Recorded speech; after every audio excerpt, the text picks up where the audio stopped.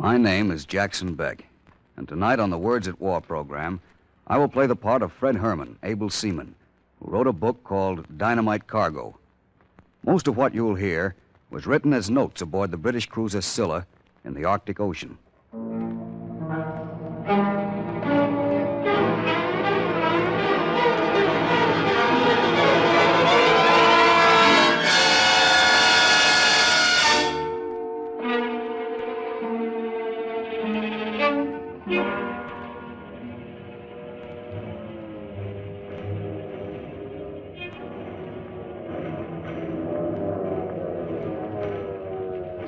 Here they come.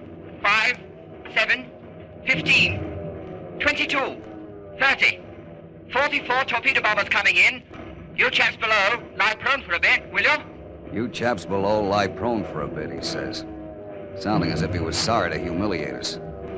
Well, we chaps below are lying prone and feeling no humiliation. Scotty, the old man, the Cape Verde Negroes, the salesmen, the Russian women, and the rest. All of us crouched down like Muslims at prayer. And I'll bet there's a lot of prayers being said, too. People certainly pray when they're as helpless as we are now.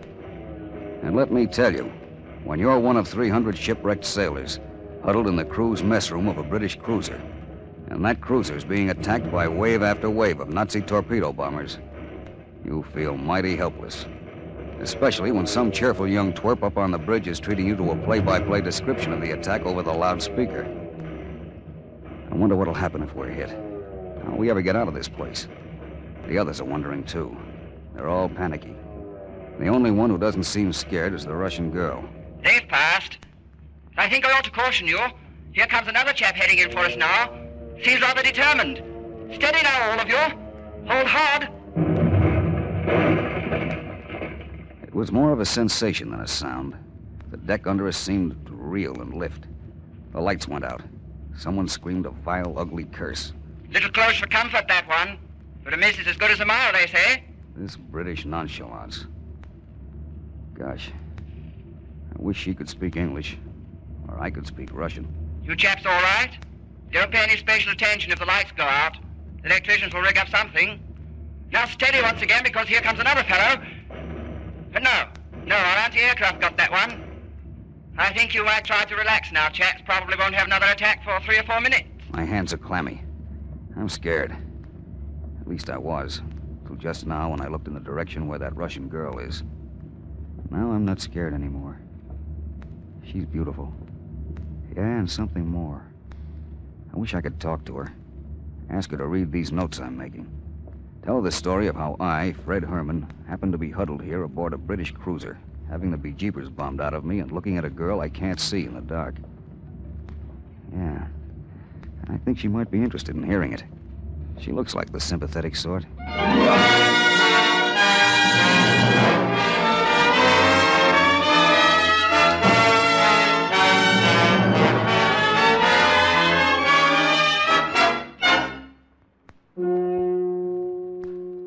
Words at War, the series that brings you radio versions of the leading war books, presents tonight a dramatization of Dynamite Cargo by merchant marineman Fred Herman. A story not of little heroic tin gods, but of ordinary human men who daily risk their lives, and sometimes lose them, along the submarine alley of the Murmansk Run. Words at War is presented by the National Broadcasting Company in cooperation with the Council on Books in Wartime.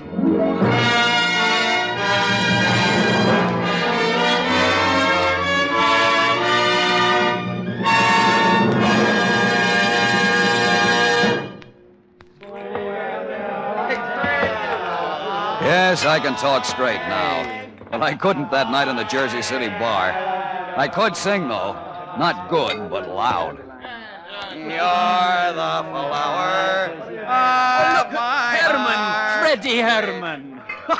Scotty! Well, I'll be How are you, Scotty? Glad to see you. What are you doing, Freddie, my lad? Celebrating? That's exactly it, Scotty. I've been on the beach for a week. Was on a shore run for a year. So today, you know what I do? No, man, what did you do? And what's her name? Oh, no, nothing like that, Scotty. Me, I went down to the Navy recruiting station. I walk in and say, okay, Uncle Sam, give a look. You want me? And did they look? What do you mean? They said, sure thing, son. We can use a guy like you. Sign here. But I tell them I want 24 hours to think it over. So that's why I'm celebrating, Scotty. I've thunk it over, and I'm going in. This is a time when all good men must come to the aid of their country. Aye, man, it is. It's noble yar. Why'll even buy a wee snort on it? Wow. Hey there, barkeep. Barkeep, fill them up. That's the stuff. Golly, it's good to see you, Scotty. Why, I haven't seen you since... When was the last time we sailed together? Let me see. Buenos Aires in 1939 or 40, I think. Here we are. Here's to you, Scotty, old pal, and to me, and the United States Navy. Right. Hey, Scotty, I know what. Let's you and me go down together tomorrow and join it. What do you say? Me? Freddie, man, I couldn't do that.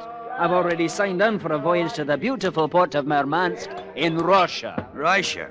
You mean you're on one of them Liberty ships running munitions to Russia? That's right. Oh, for God's sakes, what'd you want to do that for? That's awful. Aye, but the money's good.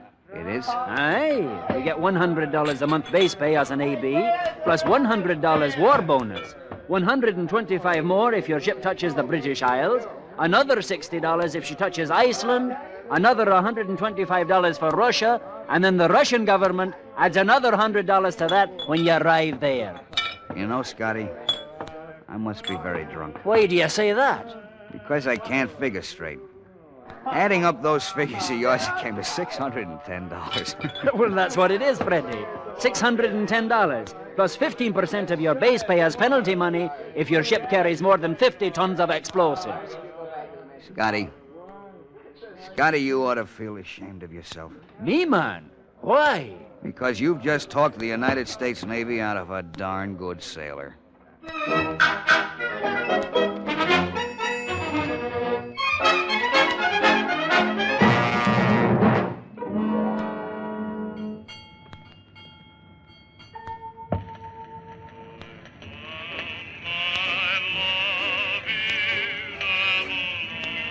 And so, with Scotty, I sailed aboard the SS Jason, a new 10,000-tonner loaded to the decks with dynamite and with tanks and trucks tied down on the decks themselves.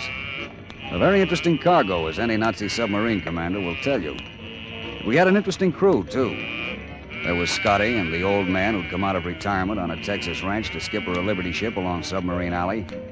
There was Ensign Hawley of the Naval Armed Guard, a devout divinity student with a naval commission. There was Swanson, the soda jerk, who was one of Hawley's crew. There was the salesman, a professional agitator who was agin everything. And there was Little Willie, who came from Texas and had a terrific yen for a song called Avalon.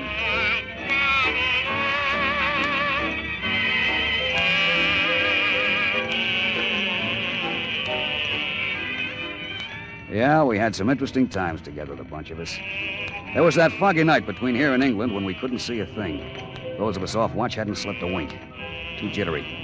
We felt sure we'd lost our convoy. I was trying to read Sandberg's Life of Lincoln, and I had to sit and suffer while Willie's record moaned about Avalon.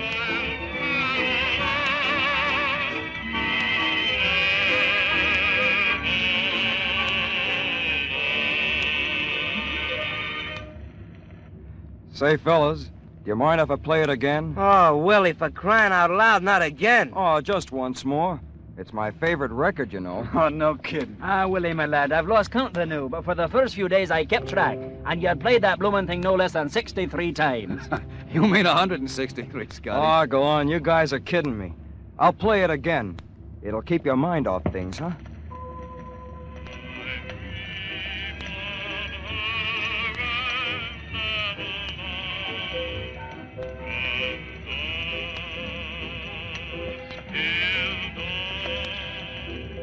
Are you playing that blasted thing again? Huh? Oh. Oh, lay off the kid, salesman. Mind your own business, Herman.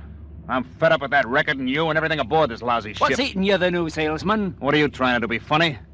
I just come back from taking a look. The fog's lifting, there ain't a sign of a ship.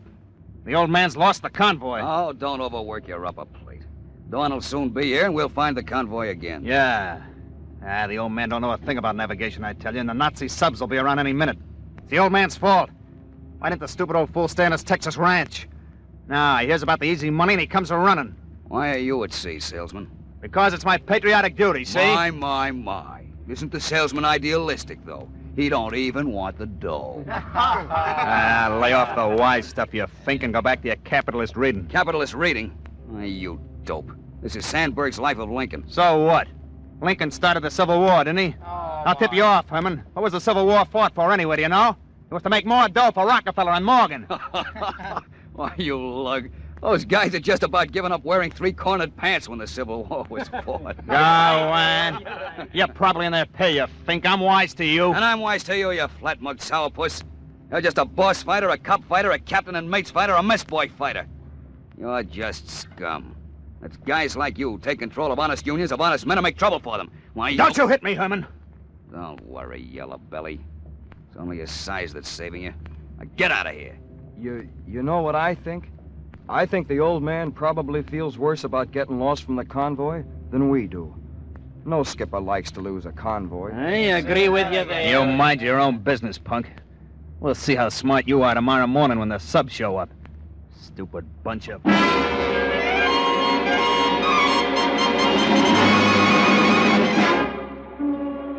Well, the salesman was wrong about the subs catching us. Little Willie was right about how sensitive the old man was. Next morning, we were plowing along, feeling awful lonesome with the rest of the convoy, heavens knew where.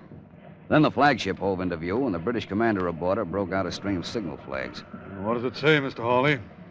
They direct us to consult the Bible, sir. St. Luke, chapter 15, verse 6. You have your Bible handy, Mr. Hawley? Oh, yes, sir. I always carry this pocket edition, Captain. Chapter 15, verse 6. Yes, here it is. And when he cometh home, he calleth together his friends and neighbors, saying unto them, Rejoice with me, for I have found my sheep which was lost. The old man didn't say a word. He didn't need to. We could see the bits of broken pride falling from his eyes. But he didn't get us lost again, and 2 weeks later we made our landfall in the British Isles.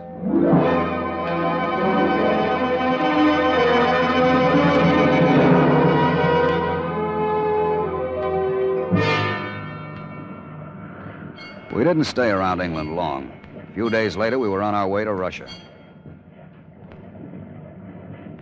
Okay, Nick, I'll take over. You ain't a minute too soon, brother. I'm frozen. I'm passing on an order to you.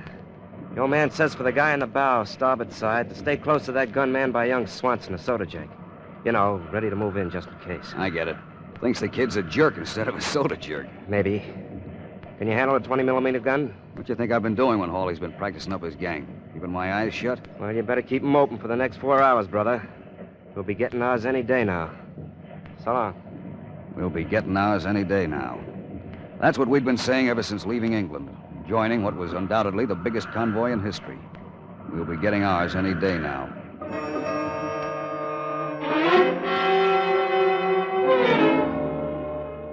Standing watch gives you time to think. Time to think of many things. I'd long since learned why wages are high on the Russian run. The deadly slow pace of the convoy, necessarily held down to the speed of the slowest ship in the group. The constant danger of collision with so many ships traveling so close together through fog and through night. The tedious, never-ending scanning of the water for a submarine wake. The business of never removing your clothes and sleeping with one eye shut and the other on your life preserver. The nerve-wracking waiting for the crash of the torpedo you feel sure will come at some second of some minute of some hour of some day or night. Yes, the wages are high along Submarine Alley, but...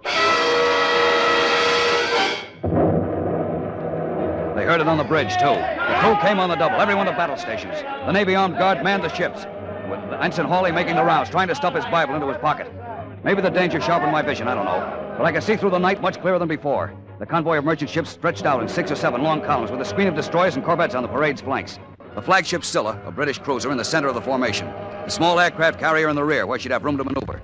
Now the destroyers and corvettes were breaking alignment, fanning out, closing in. We were all zigzagging, so you'd never have the same ship off your beam for long. What is it, Freddy, lad? An air attack? Darned if I know, Scotty. What was the explosion? I don't know. Hey, look! Then we all saw the ship, belching flames and smoke from her hull. She was in the same column as us, a big Russian. Ensign Hawley came with official news. She's been torpedoed. We're being attacked by U-boats. Look at those poor souls aboard her, jumping into the water. Some of them are women, too. I saw them when we burst in the British Isles. Will the old man put about to pick them up, Ensign? No, he won't. A merchantman and a convoy can't stop Herman. Makes too good a target.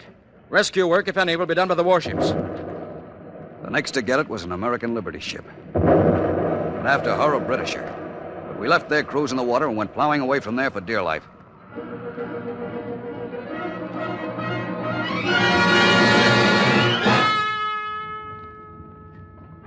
We were sitting down below. It was towards morning some days later. Every night there'd been repeated submarine attacks. We knew our turn was soon coming, for in a matter of hours we'd be in range of German land-based planes. So we sat there, smoking or drinking cold coffee. We weren't talking. We were jittery, on edge. Little Willie started the phonograph, his favorite song. No one paid any attention at first. Then suddenly the salesman jumped up. Didn't I tell you never to play that blasted thing again, you punk? I'll show you. You punk! You punk! You punk! You punk! You punk! You stupid little punk! It was over as quick as that. Willie looked at the pieces of Avalon on the deck, gave his trousers a hitch, then went out. I don't know why one of us didn't brain the salesman. I followed the kid. I found him looking at something which he tried to hide when he saw me coming. Then he showed it to me. What do you think of her, Fred? Nice-looking babe. He grinned and turned pink. But she was a nice-looking babe. She was probably about 19, and she'd got herself dressed like a turkey for the roasting to have the picture taken. She wasn't what you'd call a babe, though. She had nice eyes. Her expression made me feel kind of homesick. I met her in Texas. Look, here's a bunch of letters she's written me. Well, that's nice, Willie. But you should have them tied up in blue ribbon. Oh, gosh, I don't think that'd be right, would it? Anyway, I ain't got no ribbon, so this cord'll have to do. Does she know you're on your way to Russia? No, I didn't tell her that. But I figure when I get back, I'll take a train down to Texas and see her. I guess she'll be surprised at all the dough I've made. Maybe we'll get married. What's her name, kid? Rosalind. Rosalind. Say, I'm awful sorry about the record, Willie. Yeah, that's all right. It was my favorite, though, on account of her. You see, Rosalind works in Galveston, in a coffee pot called the Avalon.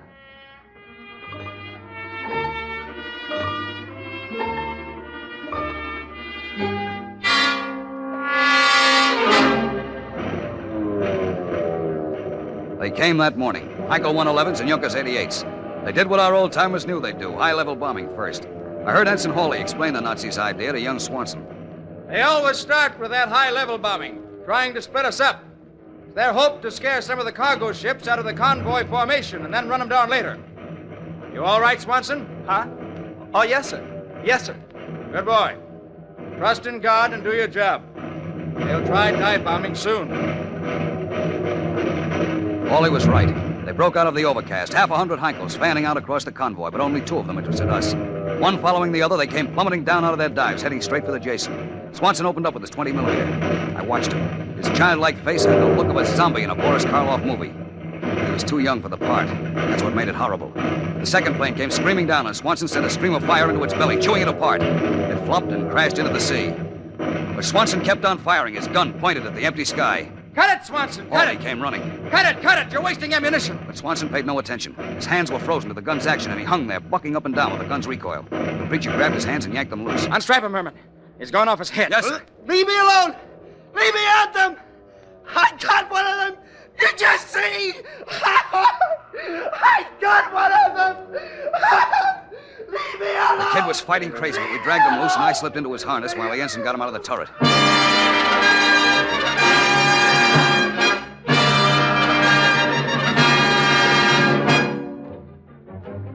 Yes, you've heard the expression, hell on earth. But, brother, you don't know what it means. You can't know till you've been on the Murmansk run. One after another, the ships began to go. You could guess their cargoes by the sound of the explosions and the smoke that belched up. I saw fragments of ships rise high into the sky. And men, too. Or things that had once been men. The sea was an inferno of blazing oil. Minesweepers and corvettes tore around looking for survivors. I don't think there were many.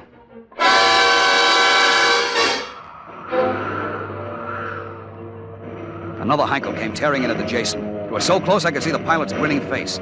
I aimed that gun right for his nose and let him have it. I'm sure I saw the blood begin to spout, but he kept right on grinning as he swooped over us and crashed into the sea. Then I did what Swanson had done. I kept on firing after him. That'll do, Herman. He's down. Down! Down! Out of the way, Hawley. I'll send that guy to Kingdom Come. He's a dirty, murdering Nazi. Stop it. Stop it. Don't waste ammunition. Besides, it's not ours to judge and dispose. God disposes. Listen, preacher. You expect to get back from this trip alive? That will be as God wills it. Well, brother, you'd better pray that God wills for me to get this guy coming in at us. Get away from me, Hawley. You make me nervous. And that's when we got it.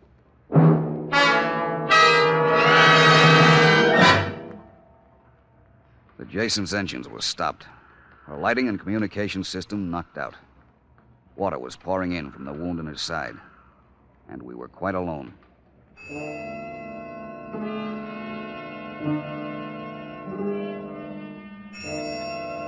Throughout the night, the Black Gang labored to fix the engines. No soap. As the first streaks of dawn came over the horizon, the old man announced simply, Well, she's a crippled duck. We can't move. Make ready to abandon ship. But before we abandon her, we'll set charges to blow her up. Nuts to that. Yep, it was the salesman. Nuts to that. Let's get off this tub as fast as we can. The Nazis will be back here any minute. You want to get us all killed? Prepare the charges, Mr. Ephraim. Aye, sir. Hey, look, fellas! Over there! Willie had spotted a ship. When we saw she was a Britisher, we all went crazy.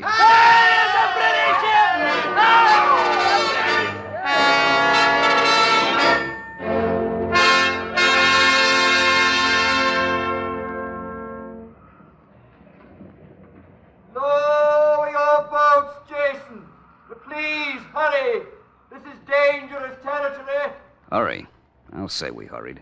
The salesman was in such a heck of a hurry to get off that he fouled up the lines on the davits where our boat hung. We couldn't get it down. Take it easy, salesman. Take it easy now. Easy does it. Easy, yeah? Well, why in places don't you do it then? Sure, man, I'll do it. Now let me at it. Look at the old man. He's away already. Come on back here, you old coward. Don't you know you're supposed to be the last one off of this ship? Cut it, salesman. If it hadn't been for your clumsiness, we'd be away now with the other boats. Hey, look, fellas! A plane! A Heinkel! He's diving in on us! Come back, Willie! Duck behind the bridge! Duck, you idiot! Duck! Duck nothing! I'll get that lousy! Take that, you dirty rotten son of a Nazi! Take that! Aye!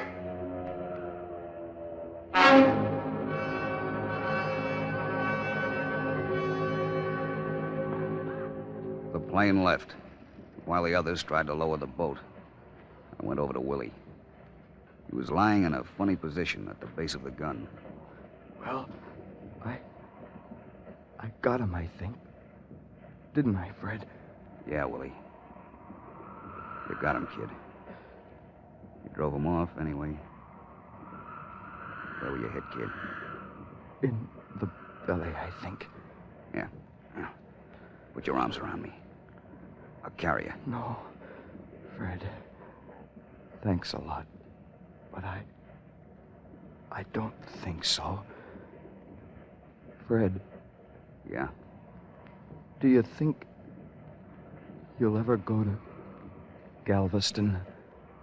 I don't know, kid. Guess maybe I will. Well, if you do,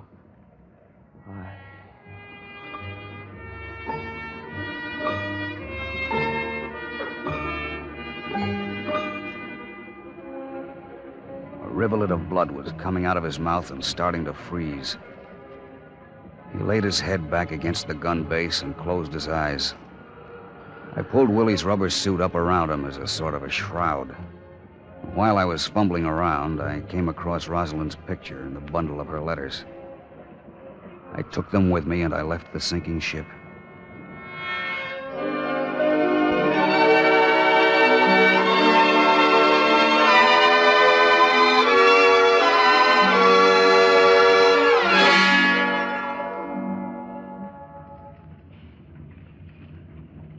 Well, we've driven off another bunch of the blighters. That makes 87 attacks in 3 days. Another few days and we'll be in Russia, so don't worry too much, chaps. Oh, I say, you chaps down below. I've just been challenged to a game of drafts by one of my senior officers. Checkers, the Americans call it. He's a bit of an expert at the game. Well, I'm afraid I'm rather a dub. What ho, I'll take him on. If you like, we'll have a steward bring in a large draft board with numbered men and squares, and as we make the moves up here, I'll call them off to you so that you may follow the game. How'd you like that? Might take your minds off things a bit, you know. Shall we do it? Very well. We'll be ready to begin in a few minutes. Meanwhile, cheerio. Well, if that don't take the cake. Next time I hear the phrase British nonchalance, I'll know what it means. We've been aboard the cruiser Scylla for 3 days now. 300 of us shipwrecked sailors. Torpedo victims. The Cape Verde Negroes, the salesman, the old man, Ensign Hawley and his crew, the Russian women, Canadians, Gloucester fishermen, Britishers from Severn and from Clyde. And we put up with 3 days of the most hellish bombing you can imagine. We're scared stiff, all of us. All of us except the beautiful Russian girl lying next to me. But we can't do a thing about it except lie here and take it. Yeah, we'll take it all right. And I know that if we get out of it all right, we'll be back to take it again. And not just for the money, either. I know that now. These 300 human beings are not clutching desperately at the edge of eternity for money. Watching them, you know there's something bigger, more important, egging them on. Something so terrific that it'll drive them out to sea again and again and again, German torpedoes or no. Maybe I'll finish these notes when I get to Russia. If I get to Russia. I hope I do, because... Gee, she's beautiful. Guess I'll offer her a cigarette. She took it and smiled. Well, at last the ice is broken. It's at least 3 days from here to Murmansk. Who can tell? Maybe my little story will have a happy ending after all.